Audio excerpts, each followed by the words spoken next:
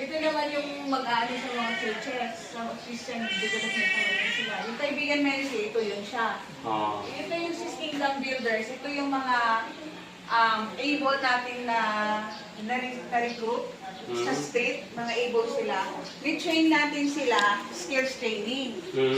Sa isa kung umaya. Tapos pagka okay na sila, kasi di ba sa kanila, hindi naman lahat sila ay may IDs. Halos na sa kanila talaga Walang mga ID. pagkakilanlan. So, paano mo sila i-refer at magkatrabaho? Wala man lang silang identity na ipakita. Kaya din po sila napupunta sa construction worker. Wini-CCT din po. Kasi nga, dito, pagtapos sila ng training, may idea wala, may trabaho sila after training. Ito naman din Sino nagpapatraining? TESDA or yung... Sa ngayon, dati po sa TESDA, pero nung nilipat kasi sila sa Kalikid, under na po sila ng Nueva Ecija State University.